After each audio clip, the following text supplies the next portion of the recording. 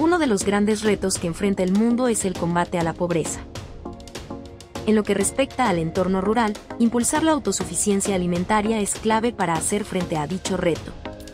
Para conseguir la autosuficiencia alimentaria con ayuda del campo mexicano, es fundamental impulsar a los pequeños y medianos productores, así como apostar a esquemas de crecimiento sustentable.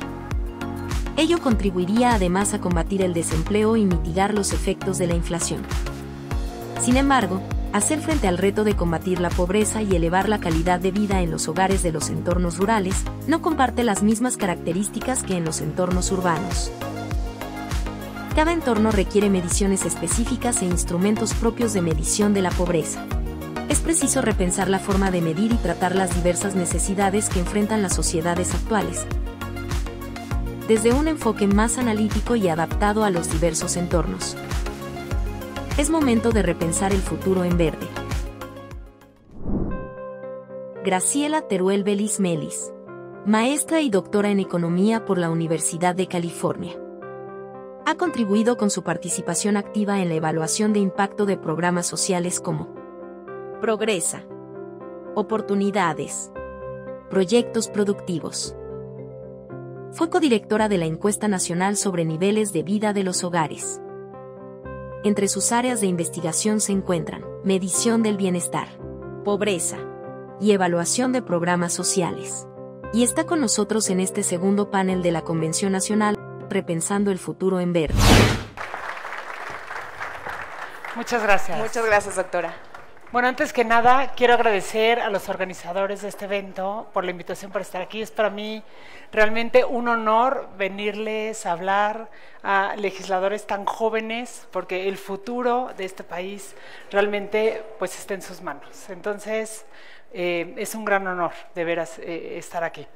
Y bueno, yo les vengo a hablar de una cosa completamente distinta. Primero, en español. Y segundo, de temas relacionados con desarrollo social, desarrollo económico y temas de pobreza. He denominado esta plática La Equidad, el camino para México. Y bueno, vamos a empezar con esta gráfica que habla de un México con muchas historias. En 1918, justo después de la Revolución, México era un país pobre, podríamos decir, un país en donde vivían solamente 14 millones de mexicanos, un país donde la esperanza de vida era apenas 30 años de vida, un país en donde 4 de cada 10 niños morían antes de los 5 años. 100 años después, ahorita estamos en el 2020, somos una de las principales economías del mundo. Somos un país en donde vivimos 126 millones de mexicanos, con una esperanza de vida de 76 años y en donde hoy solo mueren 2 de cada 100 niños menores de 5 años.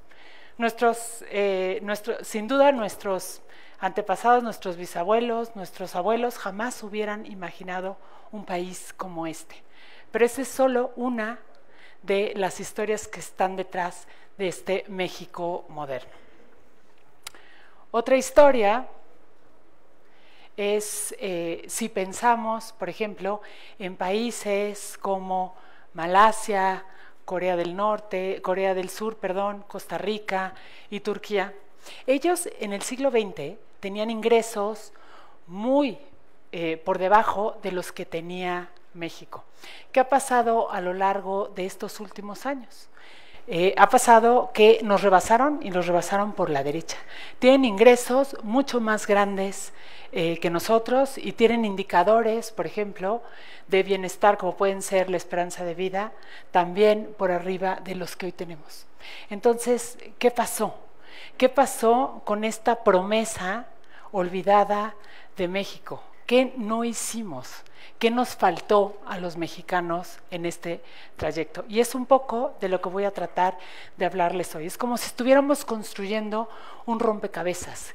¿Qué piezas del rompecabezas que queremos armar no estamos encontrando y no estamos pudiendo armar? Esta primer pieza de rompecabezas tiene que ver con desigualdad y pobreza. Imagínense este gráfico que le estoy presentando. Si fuéramos un país igualitario, si todo el mundo tuviera el pedazo que le toca, veríamos una distribución del ingreso de esta forma, en donde el 10% de la población que está hasta la izquierda sería el 10% con menos recursos, pero tendría el 10% de los ingresos. Y si nos fijamos en el último cuadro, el que está a la derecha, es el 10% más rico de la población y que también tendría el 10% del ingreso. Sería un mundo, una distribución del ingreso muy igualitaria, en donde todo mundo tiene exactamente lo mismo. Sabemos, obviamente, pues que esto no ocurre en nuestro país, y más bien tenemos una distribución del siguiente estilo. Fijémonos en ese 10% más pobre de México. El 10% de la población más pobre recibe el 1.7% de los ingresos, apenas 779 pesos mensuales por persona. ¿Cómo está el resto de la distribución? El resto de la distribución es esta, y esto es en términos de ingreso. El siguiente 10%, que es lo que se le conoce el decil número 2, tiene el 3.2% de la población. El tercero que tenemos ahí, híjole, ya lo alcanzo a ver porque salió medio mal, pero es el 4.3%. Sí, y así sucesivamente. Nos vamos al último decil, el 10% más rico de la población en México tiene el 35% de todo el ingreso del país. Y esto es uno de los principales factores que están inhibiendo el desarrollo de nuestro país. ¿Cómo está de forma tan desigual distribuido el ingreso? Fíjense bien, este es el 1%. El 1% de la población más rica de México recibe casi el 10% de todo el ingreso del país. Recibe realmente casi lo mismo que los primeros 3 deciles, que el 30% de la población más pobre de este país. Entonces, primera conclusión aquí es que la desigualdad del ingreso en México es rampante y es uno, sin duda, de los factores y los determinantes más importantes que están impidiendo el desarrollo. Pero, cuando nos vamos a la riqueza, si queremos medir cómo está esta distribución de la riqueza en nuestro país, la historia es desoladora, es terrible. Estas son las gráficas de igualdad perfecta, y aquí tenemos que el 10% de la población que menos riqueza tiene nada más el 0.1, o sea, ni siquiera 1%, el 0.1 de todos los activos financieros y no financieros del país. Y así se ve la distribución, que también está obviamente muy mal distribuida, pero vean qué pasa en el último decil.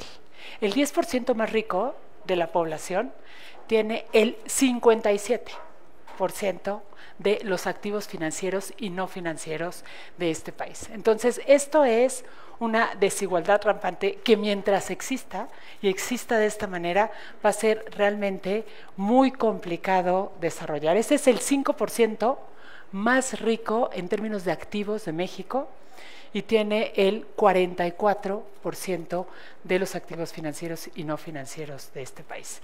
Y bueno, el 1% más rico concentra el 26%.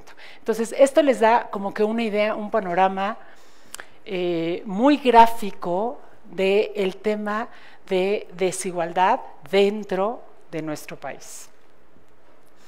¿Qué pasa cuando nos comparamos no dentro de México, sino con otros países? ¿Dónde está México? Y este es un índice, el índice de Gini, que yo creo que es bastante conocido y mucha gente lo conoce, en donde el índice va desde el 0 hasta el 1. Y 0 significa que hay igualdad perfecta y 1 significa que hay mucha desigualdad. Entre mayor sea el índice de Gini, mayor desigualdad tenemos. Y ahí está México. Ahí hay un montón de países que ni siquiera se alcanzan a ver, pero México está ahí en donde es un país con ingresos no tan altos y altas tasas de desigualdad. Tenemos, por ejemplo, estos países que están aquí como coloreados en azul. Estos países son países de altos ingresos y baja desigualdad. Han logrado crecer, han logrado generar riqueza, generar recursos, al mismo tiempo que han promovido este crecimiento, pero con igualdad, con equidad. Aquí están países importantes, obviamente, como Corea, pero también nuestros socios comerciales. Aquí está Canadá y está Estados Unidos. En estos otros países que vemos aquí de rosa, que no los ven ustedes, son países que tienen bajos ingresos y muy alta desigualdad. Aquí están los países de África subsahariana. Está Zimbabue, está Angola y están este tipo de países, y México está ahí en rojo, donde lo ven, cerca de ellos. También aquí están los países de América Latina. Los países de América Latina, México se encuentra dentro de este grupo de países que tiene altas tasas de desigualdad y también bajos niveles de ingreso. ¿Y qué ha pasado en Latinoamérica? O sea, ¿por qué no podemos avanzar? ¿Por qué pasan los años? Y ahorita vamos a ver las gráficas de pobreza. ¿Por qué seguimos estando en el mismo lugar? ¿Qué es común a todos estos países de Latinoamérica? Un Estado de Derecho fallido, altas tasas de corrupción y altas tasas de informalidad. Quédense con eso ahorita y vamos a seguir viendo la historia. Y entonces, ¿cuáles son los costos? ¿Cuáles son los costos de tener estas tasas de desigualdad rampante? Estas tasas de diferencias tan grandes entre quién tiene los recursos. Pues que tenemos un porcentaje de población enorme que no tiene los mínimos necesarios de recursos para satisfacer sus necesidades, las necesidades más básicas de alimentación y otro tipo de necesidades. Esta es la gráfica o la serie de pobreza más grande que encontré, que es comparable, y empieza básicamente, y no alcanzo a ver bien, pero por ahí de los años 50. Y van viendo que México fue muy efectivo durante el desarrollo estabilizador para reducir la pobreza. Vean esos primeros años, la tasa de pobreza, la de arriba es como que la tasa de pobreza alta, aquella que son ingresos no solo para cubrir necesidades de alimentación, sino otro tipo de necesidades como de transporte, calzado, vivienda. Es la tasa alta que le llaman en México. Y la de abajo es la que tiene que ver básicamente con los niveles para cubrir exclusivamente necesidades alimentarias. ¿Qué vemos ahí? Que México fue muy bueno y muy efectivo en reducir esas tasas de pobreza, sobre todo durante el desarrollo estabilizador. Pero fíjense qué ha pasado en los últimos años. Vamos a ver, en los últimos años, y estas son tasas de tendencia, las que ven aquí, viene bajando, bajando, bajando y de repente se estanca. Llevamos 40 años en México con las mismas tasas de pobreza. No hemos avanzado, pero ni tantito, en términos de pobreza patrimonial. Pero vean la historia en pobreza extrema. Pobreza extrema es la línea roja. Fíjense bien, veníamos haciendo un extraordinario labor en términos de reducción de la pobreza extrema. Vienen obviamente las crisis, si ven ahí la crisis del tequilazo, sube la pobreza y luego vuelve a tomar su rumbo. Viene la crisis del 2008 financiera, vuelve a subir la pobreza y luego empieza otra vez a bajar, y viene el COVID. ¿Qué pasa con el COVID? El COVID completamente rompe la tendencia que teníamos de reducción de pobreza extrema. Entonces, uno de los costos de tener obviamente estas desigualdades rampantes es justamente eso, las tasas de pobreza que en los últimos 40 años no hemos podido, pero ni siquiera mover tantito. La tendencia está completamente plana.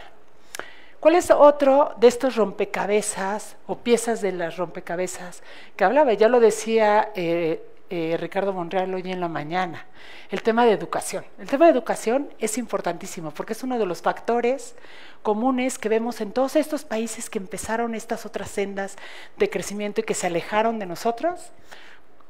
Corea, por ejemplo, hizo una extraordinaria inversión en educación. ¿Cómo estamos en educación en este país? Bueno, vean, primero vamos a empezar con las barras en medio, las que llegan casi a 99%, 98.7%.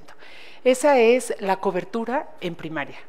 La cobertura en primaria, pues es casi universal y lo era ya desde aproximadamente el año 2000. Tenemos extraordinarias tasas de cobertura en primaria. En secundaria hemos mejorado de 67% a ahorita ya casi 70%. Todavía 3 de cada 10 no alcanzan la cobertura de secundaria. Pero vean qué pasa en los extremos. La educación media superior pasó de 34.3 a 59.56. 6 de cada 10 tienen acceso nada más a media superior. Todavía hay 4 jóvenes que no tienen acceso a educación media superior. Y ven qué pasa en preescolar. Lo mismo, la tasa de cobertura es bastante baja. Pasó de 48.9 a 72.3. Entonces, en estos extremos tenemos sin duda que seguir trabajando. Vean, por ejemplo, si vemos esto como en un continuo, año con año. Aquí nada más hay que tener cuidado porque si ven, por ejemplo, las tasas de cobertura de primaria, vamos bastante bien, pero en los últimos años bajó poquito, lo mismo en preescolar y lo mismo en secundaria. Entonces, aguas porque el tener tasas universales de cobertura de escolaridad no está garantizado si no seguimos poniendo el empeño. Aquí tenemos cómo aumentó en estos últimos 20 años. ¿Qué programa teníamos durante los últimos 20 años? El programa Prospera, Oportunidades Progresa, el POP famoso, que invertía, era una apuesta importante, porque invertía en el capital humano de los niños. Y decía, bueno, vamos a darles educación, vamos a darles nutrición y vamos a darles salud con la esperanza de que cuando esos niños fueran adultos, se iba a romper el círculo generacional de la pobreza e iban a lograr tener mayores ingresos.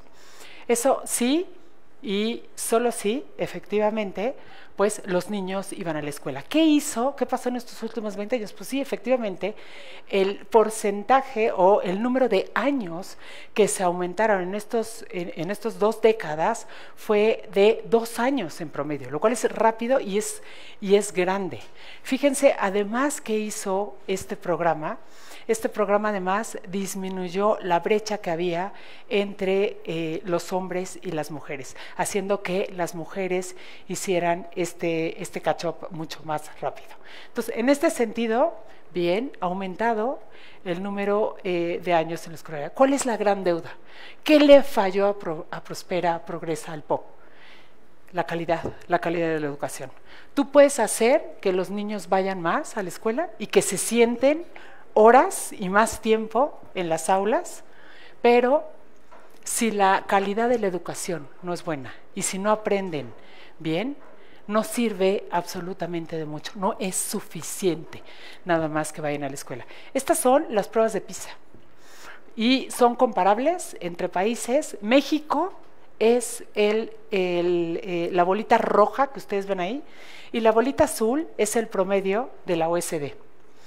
¿Qué está pasando ahí? México está por debajo en lectura, México también está muy por debajo en matemáticas y está muy por debajo en ciencias. Y esto es comparado con el resto del mundo y con el resto de los países. ¿Qué pasa del lado derecho?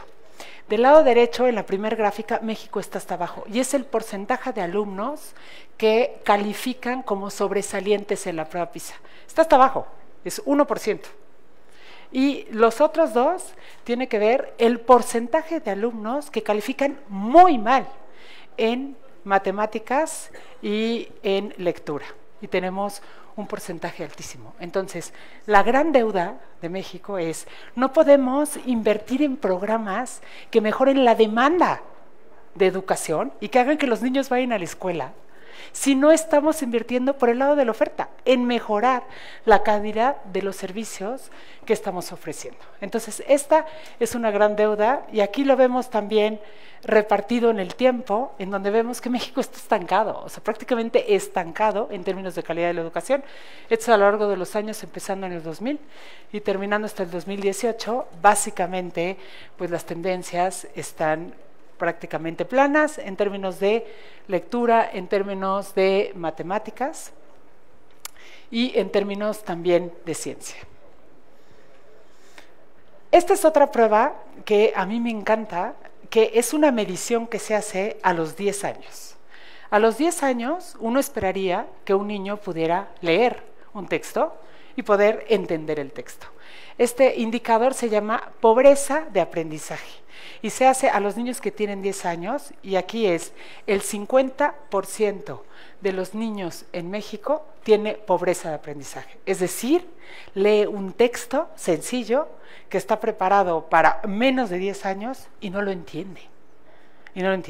Entonces, y luego viene ese indicador desagregado en otros dos subindicadores que tienen que ver con por qué no lo entiende, porque no van a la escuela o no lo entiende porque no puede realmente entender la lectura.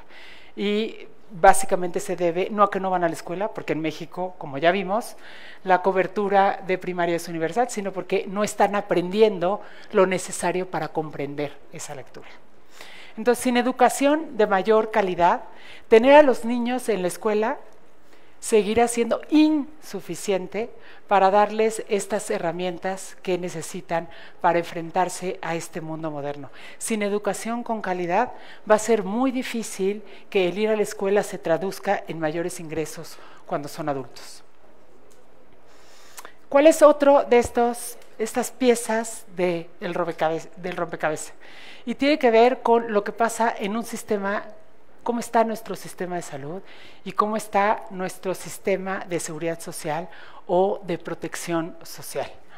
Y bueno, aquí no voy a hablar del sistema de salud, porque nos llevaríamos todo un día desmenuzando todos los problemas que tenemos por el sistema de salud, por cómo tenemos conformado este sistema de salud, pero sí voy a hablar de 5 cosas que me parecen fundamentales incluir en esta revisión.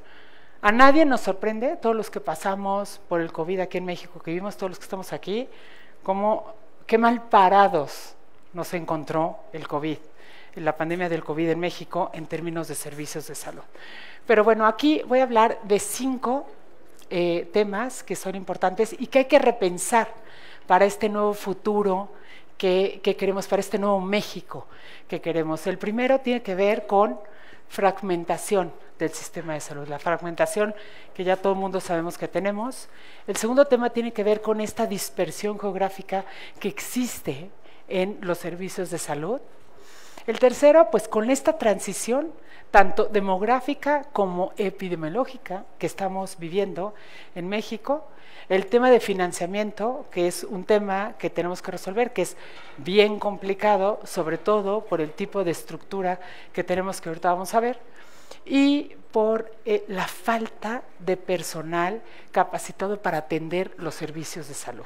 Entonces, estos son nada más 5 temas que quiero mencionar, no son exhaustivos. En temas de salud podríamos llevarnos aquí 3 seminarios. El primero tiene que ver con esta fragmentación institucional que les hablaba.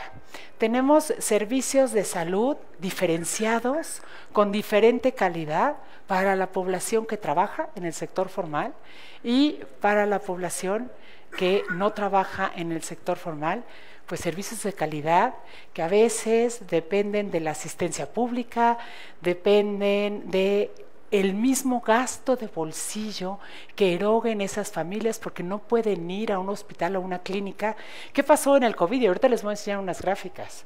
Pues la gente tenía tanto miedo de ir a los servicios públicos que erogó una barbaridad de sus recursos para pagar de su bolsillo para ir a atenderse en farmacias o en clínicas privadas.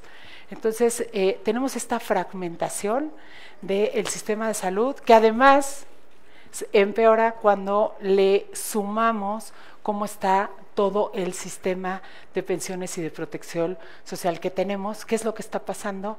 Pues que hay gente que tiene acceso a servicios de calidad mejores que otros, y esto hace todavía que en lugar de cerrar estas brechas de desigualdad de las que hablaba, se amplíen todavía más. En términos de dispersión geográfica, aquí está el tiempo que existen a unidades médicas de primer nivel, que es el nivel más básico que existe en México. Y entre más azulito está, es que mejor cobertura hay de servicios de primer nivel. Y entre más amarillito y rojo esté, es que hay peores servicios. Aquí el mensaje, el primer nivel es la atención más básica. Entonces, si se fijan aquí, hay desiertos de servicios de salud. Hay lugares en donde no hay los servicios más básicos de salud. Doctora, felicitarla por sus puntos de vista, sus comentarios, su experiencia, y coincido en gran medida, sobre todo en lo que está manejando ahorita, además, es la movilidad social. Si bien es cierto que el 10% de personas en el país están teniendo un alto índice en su estatus económico, no es menos cierto que durante los últimos 10 años la movilidad social ha estado tendiendo a desaparecer la clase media. Esto ha abundado en que hay más pobres, los servicios cada vez se están atomizando, minimizando y bajando sobre todo de calidad. Para mí lo básico que tendríamos que ver para el tema de potencializar el desarrollo social es apostarle al emprendimiento y al desarrollo, como lo dijo hace unos momentos el senador Monreal con Tony Blair: educación, más educación y educación, porque lamentablemente, y usted debe tener los datos, del Producto Interno Bruto cada vez México le está apostando menos a la educación. Estamos en estos momentos en un tiempo en donde se está desarticulando el CONACYT, donde si una persona quiere estar, por ejemplo, en una escuela élite que se mereciera una beca en un tecnológico de Monterrey, es un aspiracionista, y yo creo que no va por ahí la película. Yo creo que tenemos que invertirle no solamente en que las primarias tengan lo básico, sino que estandaricemos la educación de acuerdo a los niveles que, por ejemplo, la prueba PISA nos establece, que en teoría México, Canadá y Estados Unidos tenemos que tener la misma educación, y la realidad es que México, nuestro sistema educativo cada vez lo están modificando más, y está pasando de un modelo educativo formativo a pasar este nuevo humanismo mexicano que todavía no encuentra en el modelo. ¿Cuál sería su punto de vista en ese sentido? A ver, voy a hablar tocaste 3 temas que me parecen importantes. Primero, el tema de movilidad social, que no lo puse aquí en esta presentación, pero que me parece sumamente relevante. En un estudio que hicimos en la Universidad Iberoamericana, en el EQUIDE, en donde tomamos a la población, una radiografía de la población en el año 2002, y la fuimos siguiendo a lo largo del tiempo a la misma población para ver justamente qué tipo de movilidad social tenía. Y se puede medir movilidad social en términos de, por ejemplo, ingresos, en términos de gasto, y ahí uno de los principales resultados que a mí me pareció alarmante es que en un periodo de 10 años, el 75% de la población mexicana ha estado en pobreza al menos una vez. Y eso te habla de la movilidad, te habla de que efectivamente sí hay movilidad hacia adentro y hacia afuera, pero en un periodo de un largo plazo, un gran porcentaje, la mayor parte de los mexicanos en México tiene temas relacionados con movilidad social. El tema de la educación, o sea, no lo voy a discutir, o sea, creo que los números hablan por sí solos. El tema de la educación no se trata nada más de llevar a los niños a la escuela, no es solo educación, educación, educación, no es cobertura, es la calidad de la educación, el tipo de educación que queremos que nuestros hijos reciban. Y no solo eso, educación que les sirva para el futuro. Entonces yo creo que sí es bien importante invertir en educación de calidad a todos los niveles. Y el tercer tema tiene que ver, sí, con la política de ciencia y tecnología en este país. Tiene que retomarse y tiene que regresar. Sin ciencia, sin tecnología, no hubiéramos pasado la pandemia del COVID. ¿Qué hubiera pasado si no hubiésemos tenido vacunas? ¿No? Entonces, yo creo que invertir en ciencia y tecnología es indispensable, independientemente de si estás en una universidad pública o privada. La investigación es un bien público que se pone a disposición de la ciudadanía para mejorar los niveles de vida. O sea, no podemos no invertir en ciencia y tecnología. Ahí sí, a los legisladores de aquí, todos los que estén aquí presentes, se los dejo porque es una tarea realmente en la que hay que poner, yo creo que mucho énfasis. Bueno, y entonces estamos aquí en esta dispersión geográfica y estos son unidades médicas de primer nivel. Entonces, ¿qué es lo que está pasando? Pues que sí están concentradas sobre todo en algunos municipios y sobre todo en zonas urbanas.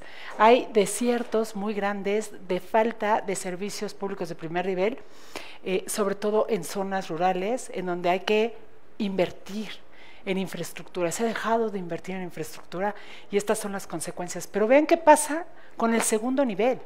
Segundo nivel son las clínicas y los hospitales a donde van aquellos que tienen emergencias o a donde se van a atender cuando tienes un padecimiento que es importante. Y esto está peor, es desolador. O sea, ven nada más, los azulitos, que es donde están localizadas, es básicamente en el centro del país. Vean lo que pasa alrededor. ¿Cuántas horas tiene que caminar y tardarse la gente para llegar a recibir atención? Es un montón, a veces también con altas tasas de espera. Y esto tiene que ver también, esta es dramática esta gráfica, déjenme, se las voy a interpretar muy rápidamente. Este es el número de médicos que hay disponibles y dónde se encuentran, ¿sí? Donde hay muy poquitos médicos por habitantes están en verde. Y entre más colorado esté, es que hay un mayor número de médicos y de médicos especialistas. Entonces, este es un tema súper pendiente, porque no tenemos, si nos llegamos a enfermar, no tenemos quien nos atienda y no está bien distribuido.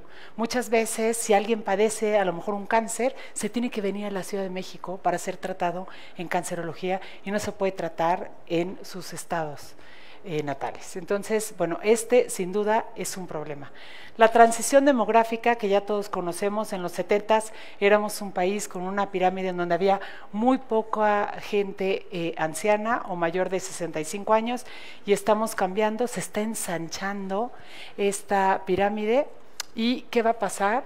Que dentro de ya unos pocos años vamos a necesitar tener un sistema de cuidados muy importante porque un gran porcentaje de la población va a estar envejecida y va a necesitar tratarse, no solo cuidarse en casa, porque ya no se va a poder valer por sí mismo, sino también vamos a tener que hacerle frente a sus enfermedades, las enfermedades propias de la vejez.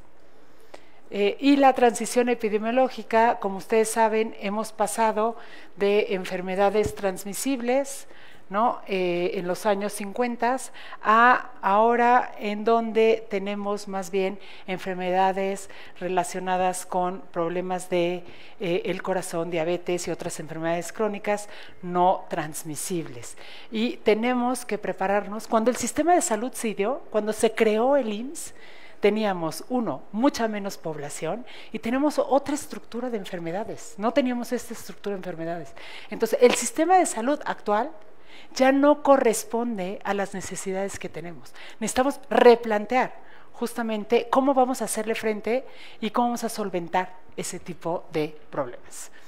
Y aquí está, bueno, la transición epidemiológica y obviamente es pues cómo estaban distribuidas las causas de muerte en los años 50, en donde la gente se moría de gastroenteritis, de neumonía, de influencia, de enfermedades para la primera infancia, por ejemplo, y hoy en día que nos estamos muriendo de enfermedades del corazón, de diabetes mellitus, de tumores malignos, cáncer, etcétera. Entonces tenemos que justamente hacer estas adecuaciones. En términos de financiamiento, somos un país que gasta un porcentaje muy pequeño del PIB en salud, pero somos el país que más gasta de su bolsillo. En términos de todos los países, por ejemplo, de la OECD, gastamos aproximadamente más de 3% del PIB, los mexicanos, en financiar nuestra salud. El Estado no está proveyendo esos servicios de salud. Eso es terrible. O sea, tenemos realmente no solo un sistema de salud fragmentado, sino un sistema de salud que además le carga la mano a los que menos tienen, porque los que menos tienen son los que no están en el sector formal y son los que no tienen derecho a esos servicios de salud con calidad, obviamente mucho menos tienen seguros privados. En términos de financiamiento, y esta es una gráfica que les quería enseñar, este fue un estudio que se hizo específicamente durante el COVID y fue una encuesta que se hizo mes a mes durante 2 años mientras duró el COVID para ver qué estaba pasando con los gastos de bolsillo que erogaban los mexicanos para hacerle frente solo a temas relacionados con COVID. Y aquí tenemos que, pues, este es representativo a nivel nacional y hay un porcentaje bien grande de la población, aproximadamente 40% de la población, que durante la pandemia tuvo que erogar por persona más de 10,000 pesos para hacerle frente a temas relacionados con COVID. Y ya vimos cómo están. En el primer decil, ¿cuánto gana una persona? 700 pesos al mes. Estos son 10,000 pesos que tuvieron que erogar para hacerle frente. Y son gastos, algunos fueron más de 50,000, son gastos sumamente empobrecedores. Porque ¿qué hace la gente? ¿Qué hace la gente cuando se enferma su hijo o se enferma su papá? Pues va y empeña los bienes, vende su coche, se endeuda, le mete a la tarjeta lo más que puede. ¿Y qué pasa? Después tiene que pagarlo y ahí vienen justamente las consecuencias. Entonces, todo lo relacionado con gasto de salud sí es un tema, sin duda, que debe resolverse. Y finalmente, lo que tiene que ver con el sistema de pensiones. Hoy por hoy, en el 2020, hay aproximadamente 12 millones de personas adultas mayores de 65 años. Son nuestros adultos mayores, de los cuales 2.1 tienen una pensión por pensión contributiva, es decir, trabajaron en el sistema formal y están recibiendo una pensión. 2 millones de 12 millones. 4.7 tiene una pensión no contributiva, este tipo de pensiones que da el gobierno federal y que han ido aumentando a lo largo de estos últimos años, pero que de todas maneras son insuficientes para hacerle frente a las necesidades, no son consideradas necesariamente pensiones dignas. Tenemos 1.9 millones que tienen cualquiera de los dos y tenemos 3.2 millones que no tienen ningún tipo de pensión y que son adultos mayores y que de alguna manera pues han estado olvidados, ¿no? Y cuando vemos estas diferencias por hombre y mujer, existen más problemas, sobre todo en el caso de las mujeres. Y luego, bueno, pues ¿hacia dónde tendríamos que ir con este tema de una nueva política social? Creo que es indispensable pensar no solo en el corto plazo. O sea, muchas veces lo que hacen los gobiernos cuando vienen y llegan a tomar posesión, ¿qué pasa? Repiensan y quieren cambiar la política social por completo. Creo que es indispensable pensar en programas y políticas de desarrollo de más largo plazo, que a lo mejor no tienen el rendimiento durante los 6 años que están en el gobierno, pero que justamente están plantando este sendero para el crecimiento sostenido. Necesitamos, por un lado, decía Coneval, cuando yo era consejera, que no hay mejor política social que una política económica. Invertir en empresas, invertir en emprendimiento, dar las condiciones para que las empresas grandes transnacionales se instalen en nuestro país y creen empleos. Los empleos realmente son una condición suficiente para salir de la pobreza. Es bien importante justamente eso, y mientras tanto, mientras nos montamos en ese camino que es más de largo plazo, sí es indispensable proveer de estos pisos mínimos que necesita la población, sobre todo la más afectada, para poderle hacer frente a sus necesidades más básicas. Y obviamente creo que también invertir en capital humano, en educación y acceso a servicios de salud efectivos es muy importante para montarnos en ese carro. Muchas gracias.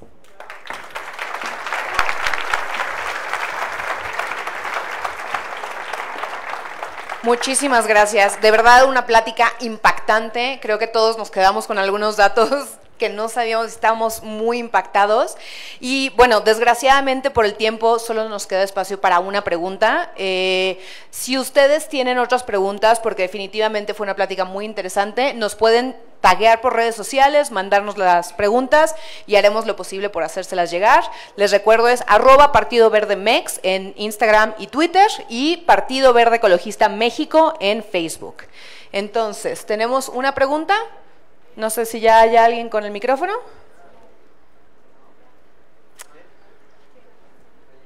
Un segundito, ¿eh? Sí. Estamos.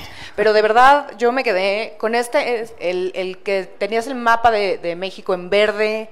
Cuando Sí. dijiste que lo verde era que no había Sí. doctores, yo me quedé completamente impactada. Sí, definitivamente hay mucho trabajo que hacer, pero bueno, por eso estamos aquí, ¿no? En esta convención de Repensando el Futuro en Verde, Muy bien. para justamente ver hacia el futuro de este país que es México. Gracias. Adelante. Muy buenas tardes, doctora. Muchas gracias por la información y por lo valioso de su exposición. Yo soy Eddie Palacios, soy diputado federal por la Costa Grande de Guerrero y me gustaría hacerle algunas preguntas.